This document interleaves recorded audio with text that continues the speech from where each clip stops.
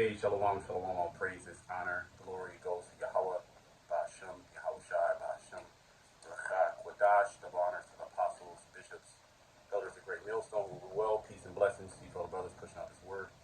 In truth, sincerity, Rachnak, coming back with another lesson through the spirit and power of Yahweh, Ba'ashem, Yahushai, Ba'ashem, Rachak, Wadash. And on this lesson, we're going to go into hibiscus, okay? The traditional and historical uses of hibiscus, and speak about how to prepare the tea.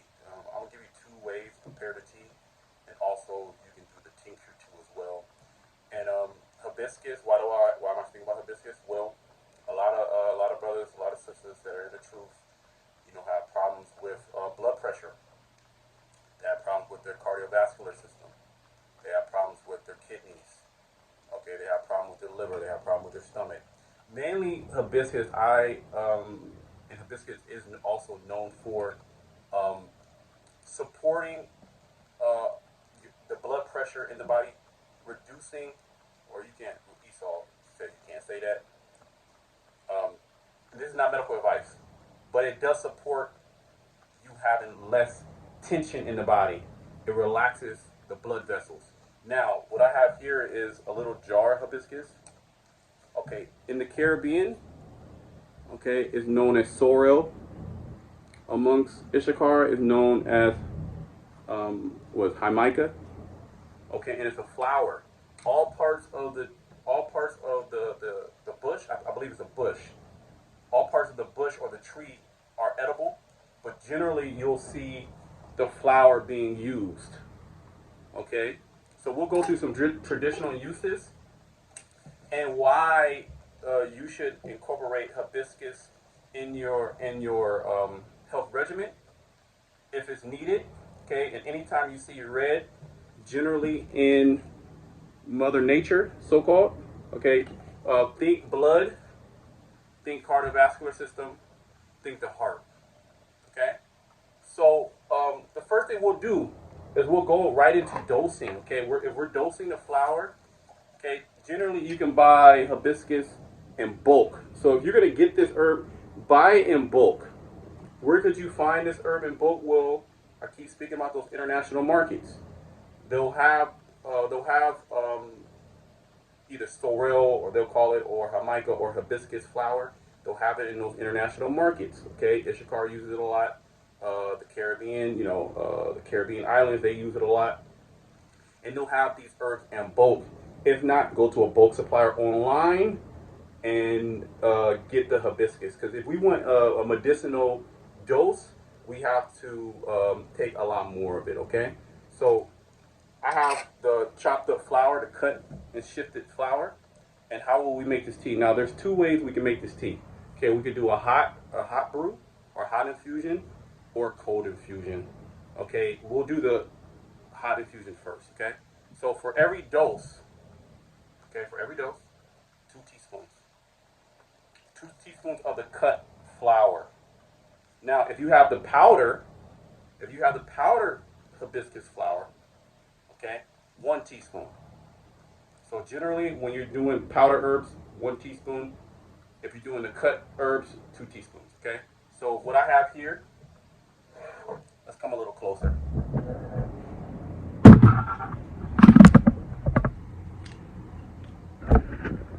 Come a little closer, bear with me. Okay. We'll be doing 2 methods. Okay, the first method is the hot infusion. All right, and then we'll do this. I'll show you how to do the hot infusion, and then we'll talk about how this herb was used. Okay. So what I have here is an electric kettle. I would get I would recommend this to everybody. Okay, especially if you care about your health. Well, it can heat up hot water pretty fast, so you make your teas. As an Israelite in this truth, you should be drinking a herbal tea daily. A couple of herbal teas. That's part of our culture. And these teas, not like an iced tea. I'm talking about an herbal tea. Okay? And hibiscus is one of those teas which is a really good tea. You can sweeten it, right? But it has those sour properties, which are very beneficial in the body. So I'm heating up the water. I'm going to put 2 teaspoons in this French press. Okay, 2 teaspoons. Let this water heat up. Okay, it's done. Then we're gonna pour hot water over it. 8 ounces of hot water.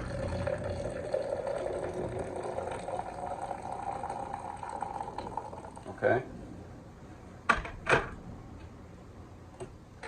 And then put that there. So you're gonna let this steep. Let's bring this back. Okay. Okay. You're gonna let this steep 10 to 15 minutes. And then you're gonna do this 3 times daily. Okay, you'll drink this 2 to 3 times daily as a supportive measure for your health. The cardiovascular system, it will support blood pressure reducing.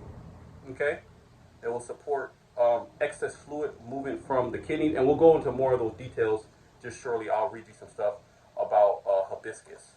Okay, but when you look at red, when you look at hibiscus, think cardiovascular support. Think it's going to help your heart.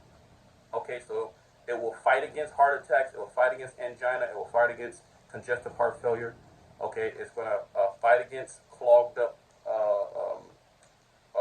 blood vessels. It's going to fight against high blood pressure. It's going to fight, you know what I mean? It's going to fight against excess fluid in the body. And it does a lot of other things as well. Okay, generally this is consumed as a tea. It can be made into a tincture. I haven't made it into a tincture yet. Brothers, I know brothers have made it into a tincture. Let go on the comment board and let everybody know your experience with the tincture. But a lot of the power in hibiscus is actually in water when you extract it in water. So this is a hot brew. Okay. Now you can prepare your whole. So say you're drinking 3 doses a day. You can prepare all your doses for the day. Okay, by putting 2 tablespoons. Okay, 2 tablespoons in 24 ounces of water. Okay, you let that steep 10-15 minutes. You strain that out, and then you can divide that into 3 doses. Now, 10 to 15 minutes, that's a good range. If you go longer than that, the tea is going to be stronger. It's going to be more sour. It's going to be more astringent. You might want that medicinal strength. Okay, not all the time you need that, but for brothers with more serious issues, you might want to steep it 30 minutes. Okay, or you can go up to 1 tablespoon per dose. Okay, so this is how you make the hot brew. Okay, this is the hot brew. 10-15 minutes. You pour it out, sweeten it if you want to, and you're good to go. Okay. Now let me show you how to make the cold brew. The cold brew, like you have cold brew coffee, and there's particular herbs, chamomile, lemon balm. There's a lot of different herbs that you would use a cold brew, meaning you would use room temperature water instead of hot water. And what this does into a lot of herbs, because a lot of herbs have bitter properties, and when you pour hot water on them, it's going to extract those bitter properties a lot stronger. Okay, and hibiscus is one of those. Okay, has those bitter, sour, astringent properties that extract really well in hot water, but it can be strong. Okay, now when you do a cold brew, again, it's literally the same thing. It's literally the same thing. Let me show you. Okay. So I'm gonna do the dose. Say you were drinking this 3 times a day to support your blood pressure, to support your cardiovascular system, to support your kidneys, to support digestion, right? Great tea for all those things, okay? You will put, for the whole day, you will put 2 tablespoons. So 3 teaspoons equal 1 tablespoon. Okay, so let me actually get the tablespoons and make it easier.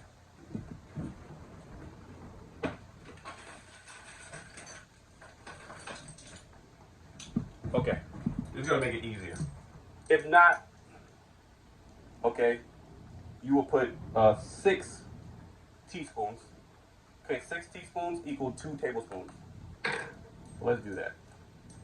So I got the tablespoon here.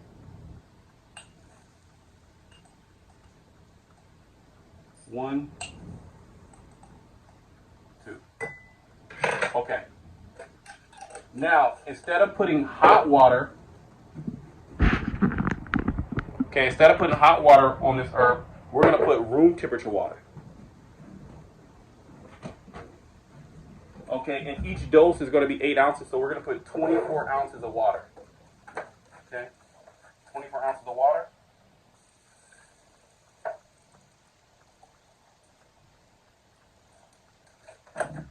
Now, immediately you can see that it becomes red. Now, look at the difference here. Okay, it's a little lighter here. The hot water is going to extract it more. It's going to go deeper. But the cold brew is also used. What you'll do, you'll put a top on this, and then you'll put this in the refrigerator. And you let this go for 6 to 8 hours. You let it go overnight, and then you strain it out. And what this does, it pulls different level of the properties within, okay, hibiscus, that are not as tart, that are not as pungent, that are not as bitter, okay, but are still very effective. Okay, so I gave you 2 ways: hot brew or cold brew. The hot brew is ready in 10 to 15 minutes. You can go 20 to 30. It makes it a lot stronger, a lot more sour, okay, a lot more stimulating. Okay, because this will stimulate the kidneys to move fluid out of the body. It's not a super strong remedy like a juniper, but this can support. Okay, and now you have the cold brew. Put a top on this, put it in the refrigerator in the morning.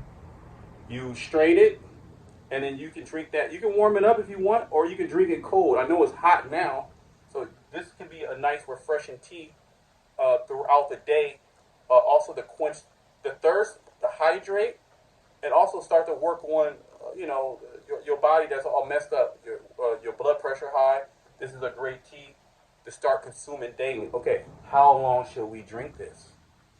Okay, how long should we drink this? Well, if you're doing it for a health benefit, or are you doing it just as a recreational tea? For health benefit, you need to drink this consistently for 6 weeks. Okay, consistently for 6 weeks. Okay, and this is part of your health regimen. You can continue to drink this if it fits into your health regimen. Okay, so this is a great tea for brothers and sisters that are dealing with high blood pressure. I would not drink this, okay, if I have a low blood pressure. Okay, I wouldn't drink this if I have low blood pressure. Why? Because it naturally brings pressure down. Okay, so you need other remedies. If you were going to do this, it'll be a little bit more advanced. You have to put other remedies with it as well. Now, this mixes well with clove. This mixes well with ginger. Okay, so you can add those herbs as well.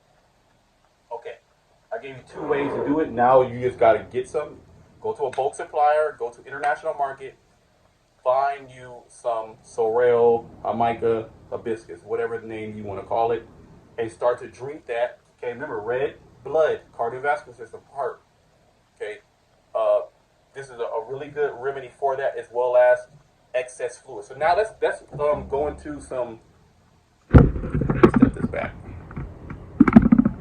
Now that we know how to prepare hibiscus, we're just going to go through some traditional uses, okay, of hibiscus. Okay. All right.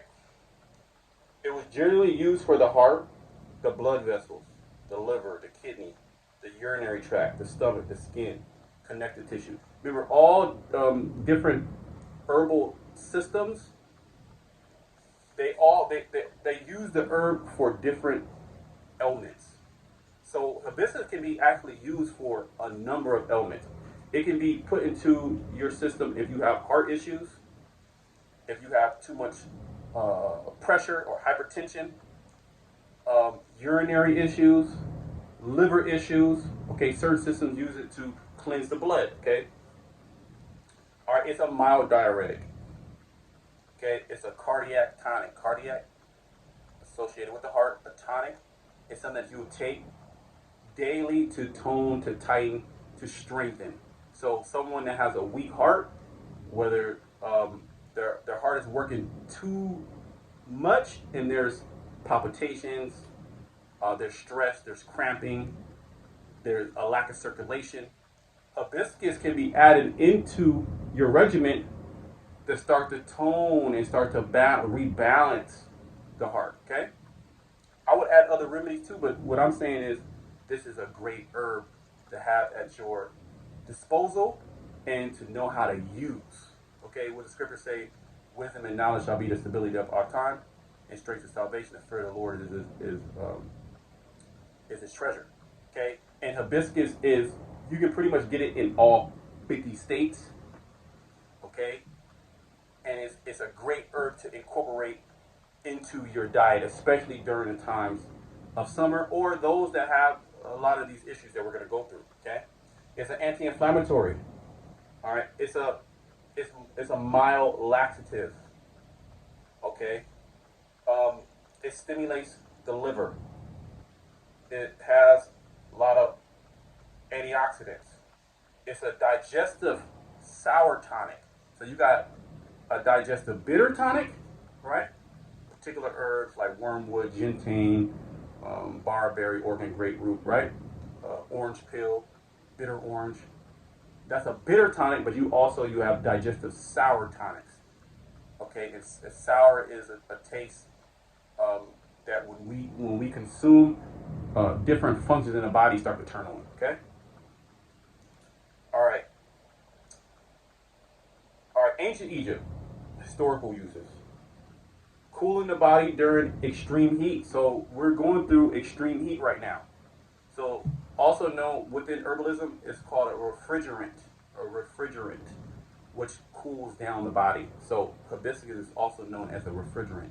So maybe the cold brew is probably what you would like to do instead of the hot brew. Now you can do the hot brew and you can cool it down, put it back in the refrigerator, right? Or you can do the cold brew and then drink it like that.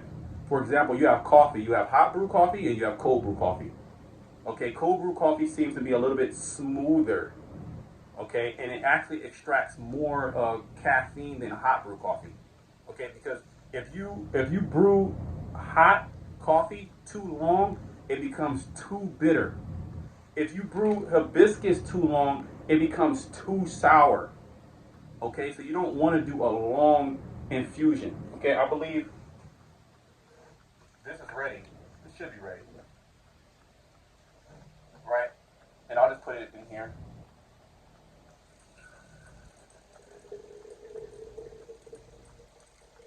See that? Put it in a mug. If you want, I like to sweeten it. And then you drink that. Okay? 3 times daily. You don't want to steep it too long because it becomes too bitter and it's too strong of an action. Okay, so a cold brew actually is able to extract, in this case, these sour principles without being too strong, but it actually makes it strong. So certain herbs, they enjoy cold water. Okay, they enjoy hot water too, but certain herbs that get their properties, they enjoy cold water, and hibiscus is one of those herbs. Okay. All right. Heart comfort, fevers. Okay, supporting circulation. This is what hibiscus is used in ancient Egypt. Okay, in Sudan. High body heat, again, cooling down the body. Digestive discomfort. So drinking hibiscus daily, you can notice a benefit in digestion. Okay. Blood circulation. Again, when you see red, think of circulation. Okay, beets, red bell pepper, okay, even carrots, anything like dark red or orange, any of those pigment, cherries, tomatoes, they all have an affinity for the cardiovascular system, the heart. The red tart cherry, if I've not said that already, okay. Pomegranate, okay, it supports the kidneys because it has a gentle diuretic property. So brothers that are dealing with fluid, like retaining fluid, edema, which a lot of times when you have edema, you have heart issues as well. The heart has to work harder to move the fluid off, okay? In West Africa, liver cleansing. It was used for liver cleansing. Traditional healers prepared this for liver cleansing, blood purification, hot inflammatory issues, okay, heart support, okay, summer tonic. So maybe this is a herb that you drink during the summer, okay. The cool. Remember, traditionally people ate and drank things depending on the season. Like this time of year, you have a lot of watermelon, so you should be consuming a lot of the juice of the watermelon. Okay. Also, the seeds are very diuretic. Okay. The Caribbean, also known as sorrel. Okay. Prepared during holidays, but also valued medicinally. This is also a medicine. It is a nice tea, tastes good, but it's also in the right dosage, the right duration is used as a medicine. Okay, cleansing of the blood, cooling excess heat, supporting digestion after heavy meals, improving circulation, supporting the kidneys. Okay, and Ayurveda, cooling. Okay, heat disorders.